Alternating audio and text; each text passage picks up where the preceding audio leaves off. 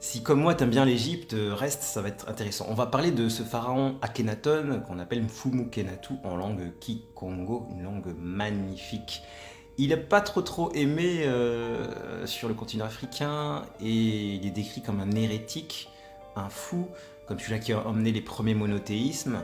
Sauf qu'en fait, c'est un personnage très important pour la Terre, puisqu'il a fait passer le monde de l'ère du bélier, 2160 ans, à l'ère du poisson, 2160 ans. C'est pas la même chose que les signes astrologiques qui changent de mois en mois. Là, on parle des mouvements des constellations. Et là, on est en plein passage de l'ère du poisson à l'ère du Verseau. On est parti sur l'ère du Verseau pour 2160 ans.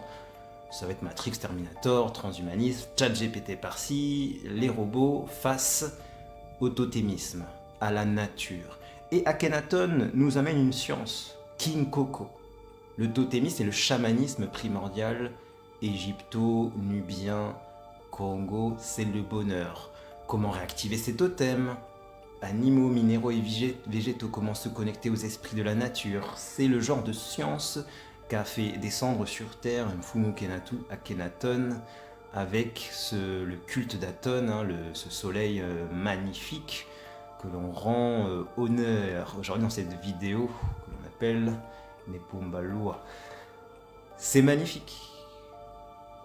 Et je me suis formé à King Koko, ça fait plus d'1 an et demi que je suis là avec mes pierres, mes cristaux, avec les plantes, à me connecter aux animaux totems, et je vois mon énergie augmenter, et c'est vraiment le bonheur, ça apporte un bien-être, un mieux-être, et je viens de terminer la formation pour pouvoir partager l'énergie de ces guides magnifiques, les guides derrière les minéraux, derrière les plantes.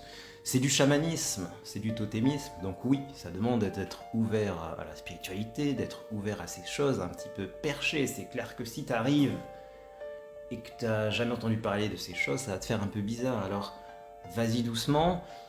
Sur ma chaîne YouTube, je vais faire des séries de live où je vais présenter un petit peu tout ça. N'hésitez pas à jeter un coup d'œil et à vous abonner, à vous inscrire si vous aimez bien les traditions africaines et égyptiennes qui sont reliées, puisque Akhenaton a formé la grande prêtrise Congo, qui après est allée dans toute l'Afrique former des civilisations, au Tibet, est allée en Inde, pour former aussi toutes les religions qu'on connaît, un bouddhisme, un hindouisme. Oui, je sais, c'est pas dans les livres, mais au moins vous avez une autre version de l'histoire. Maintenant, vous choisissez laquelle vous voulez.